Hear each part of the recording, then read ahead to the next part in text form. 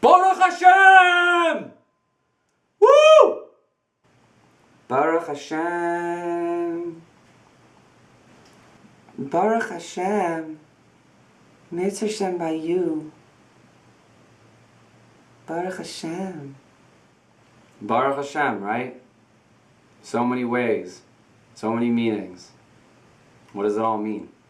So when I was in Miami, I was fortunate to be exposed to a teaching by the Ktav Sofer. That's the Chassam Sofer's son. The Chassam Sofer is known as Moshe Sofer or Moses Schreiber. He lived in 1762 to 1839. And the Ktav Sofer, his son, was actually born on Rosh Chodesh Adar and lived in 1815 to 1872. His full name is Avram Shmuel Binyamin Schreiber. And he has a 2-volume set of commentary on the Chumash. He also wrote responses on Shulchan Aruch and on Gittin. In any event, I'd really like to explore the concept that he brings from Parshas Yitro on Baruch Hashem. What do we mean when we say that? So some have an understanding that it's an obscure, it's an ambiguous, phrase, and others will tell you, no, it means blessing, a very concrete and simple thing that we do. We bless God, or God blesses us, or we bless other people, bestowing maybe good fortune. Let's see what the Ktav Sofer says that we learn about Baruch Hashem from Yitro. So in Shemot, in Exodus 18:10, Yud Chet, Parak Yud Chet, Pasuk Yud, Yitro says Baruch Hashem. He says, Baruch Hashem asher hitzil etchem miyad Mitzrayim umiyad Paro. And there's a Gemara in Sanhedrin that says that his mere recitation of this phrase was a denigration, was a genai, something that's humiliating for the Jews. A genai al Yisrael. Wow. Wow, where did that come from? How amazing is that? Something that someone else is doing is a mere praise. It should be all good. If someone's giving a blessing, why would that ever be to the denigration of anyone else? And even more so, what does it mean that it was that on the Jews? Did the Jews not utter such a phrase? Is it because of the exact words, Baruch Hashem? Or did they not ever give thanks? Did they not recognize how fortunate they were? Were they not appreciative of their salvation? These are very hard to understand because we know they said Shira. We know that they said Az Yashir. So maybe it's a specific issue that they didn't say the word Baruch. This is really hard to understand, but I'm going to try to explain it through the words of the Ktav Sofer. So the Ktav Sofer and other commentaries are bothered by this, but I'm going to try to explain it based on his words. I'm going to try to read them just back to you, but in English. And it's just my translation. So I was fortunate to learn through this with Rabbi Avram Buxman in Miami. And I'm very, very thankful that he was able to go through this with me. So first off, we have to understand that this phrase of Baruch Hashem is coming right after a very important pasuk that speaks of Vayichad Yitro. The pasuk goes, it's the one right before, so it's Yud Chet, chapter 18, verse 9, pasuk Tet. Vayichad Yitro al kol hatova asher asa Hashem liYisrael asher hitzilo miyad Mitzrayim. And on that, Rashi tells us that Vayichad Yisro can talk about two different things. It can speak about that Yisro was happy, or it can speak about it that his flesh turned on something called chadudim, which is like prickly, something like goosebumps. Maybe more of the side of awe or the side of fear. So he was happy, or he was on that. So, it's like Rashi, make up your mind. What's going on here? So even though his flesh manifested, let's say, this indication, or this feeling for the loss of Egyptian life, a devastation of sorts. Nonetheless, the Ktav Sofer tells us that he was happy that Hashem saved his people, Yisrael. And notwithstanding the fact that his heart was really hurt for all the suffering that the Egyptians experienced, all their loss. The special nature which Yisro was able to exude is that he was capable of holding two opposing feelings in his heart at the same time. Hashem will not do any iniquity or judgment. Rather, everything that he does is for the good. With that understanding, Yitro was happy about the bad that occurred to the Egyptians, and he was praising Hashem for it, all the while happy as well that the Jews were able to be saved. Sad for the Egyptians, sad it had to come out that way, happy that such a thing could come out. So sad and happy all in the same time, all manifested through the words Baruch Hashem. In Yisro's recitation of Baruch Hashem, this single phrase that goes on two opposing emotions, an acknowledgement of the good done for Yisro, all the while at the same time feeling sorrow for the incredible loss of Egyptian life that occurred. These people were close to him. He was a priest, we have a medrash talking about. He was an advisor to Paro. These people were close. They were in his life. So even people that were so close to him, it wasn't an overriding emotion. It was the Ktav Sofer is telling us that it was an equally shared emotion. It was an equally shared emotion that he felt hurt and pain for all those that he might have been close to, but at the same time, he was able to be happy for the salvation of God's chosen people. So this quality of Yitro is not only going on the saving of the Jews, but also on the death of the Egyptians. It fits well with what our sages tell us, that you should bless Hashem for the good and for the bad. Additionally, it's also taught to us that you should accept the bad with gladness. Believe me, I'm not preaching, I'm just reading what the Ktav Sofer tells us. And this is what Yitro did. After Moshe told him everything that occurred, it says, Vayichad Yitro chadudim chadudim.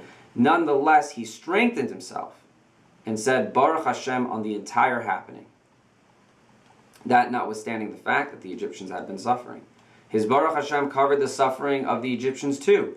And that's the praise we are affording to him. He was able to acknowledge the good that took place in the salvation of the Jews, but he was also able to have an emotion in which he could recite the words Baruch Hashem for, where it was clearly bad. It was clearly painful.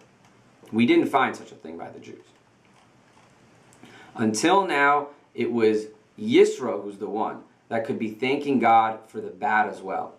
The Jews were only thanking Hashem for the good. Hashem saved them from Egypt, he saved them from the Red Sea, but about the servitude in Egypt, all the troubles that they dealt with, they never blessed God for that. So on this was the Genai for Yisrael, because they didn't say a full Baruch Hashem. They never said thanks in the way that Yitro said thanks. I'd like to stop here for a moment and share with you this, or at least try to express to you something that I learned from this, which is that a human being is capable in one action, in one phrase, in one utterance, to have two opposing emotions.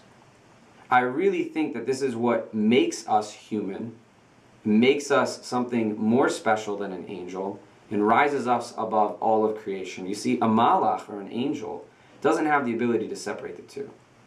His focus, or its focus, is unidirectional. Its task, its mission, its actions, its intention is all in the same line. But we, on the other hand, are capable of doing more, having an intention opposing our action, doing an action that's opposing our intention. An example of this is a judge, let's say. A judge who has to give a verdict that he wishes he never had to give. Judge has to sentence somebody to death. A judge has to tell a poor man that he really owes money to a rich man. These are hurtful things.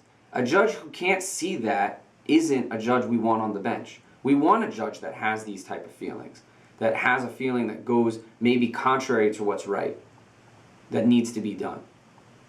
But that's what makes somebody a human judge, and not a robot or some calculator. Another thing is, what about somebody who has to save a life? We see so many doctors out there. They've got to help murderers and terrorists. This is tough stuff. But they're doing one action and they're feeling another. These are great people. Or we have an obligation to kill all of Amalek. You see, it doesn't matter how innocent looking.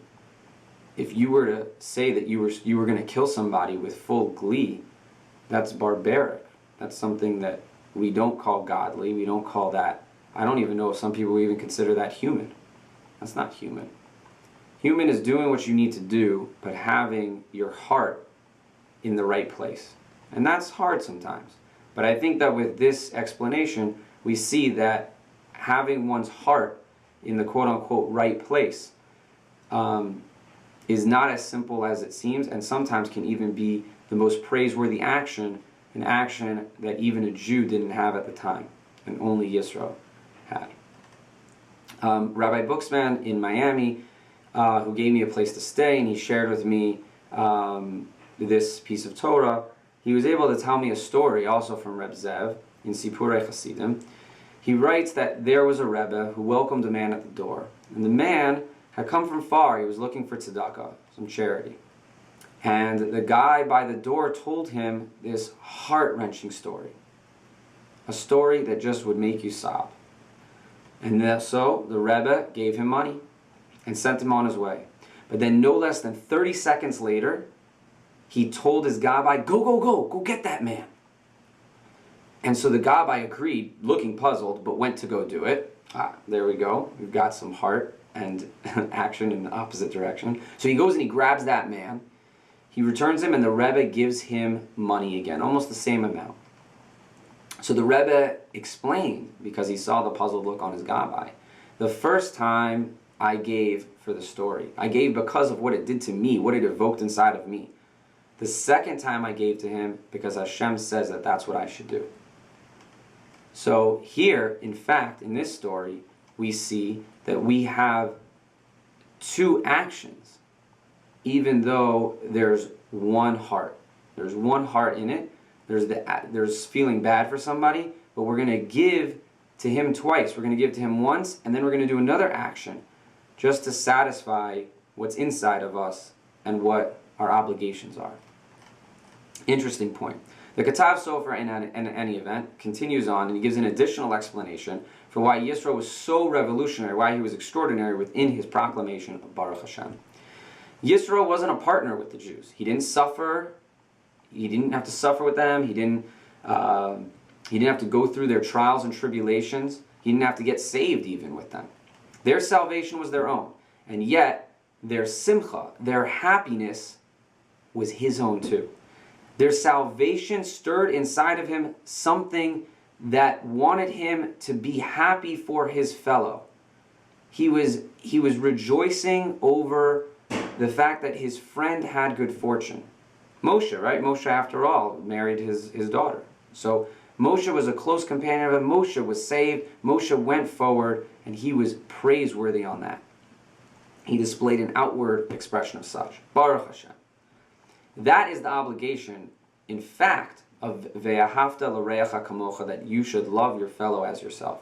To be a partner in their sadness and to be a partner in their happiness. Israel said Shira, but really, what did they get out of it? What were they doing?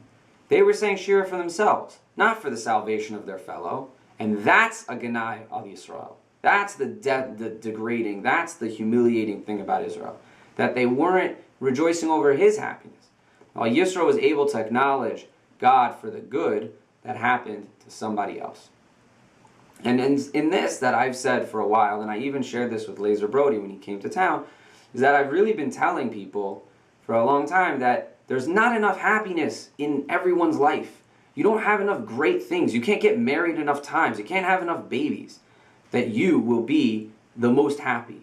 But there's plenty of good things happening to everyone in the world. There is plenty of good things happening to your neighbors and your friends and your other family relatives. And if we would just say Baruch Hashem on all of those events, on all the happy things that are happening for other people, we would live lives full of joy, full of happiness, and we'd be able to proclaim God's name in a very, very great way. Thank you.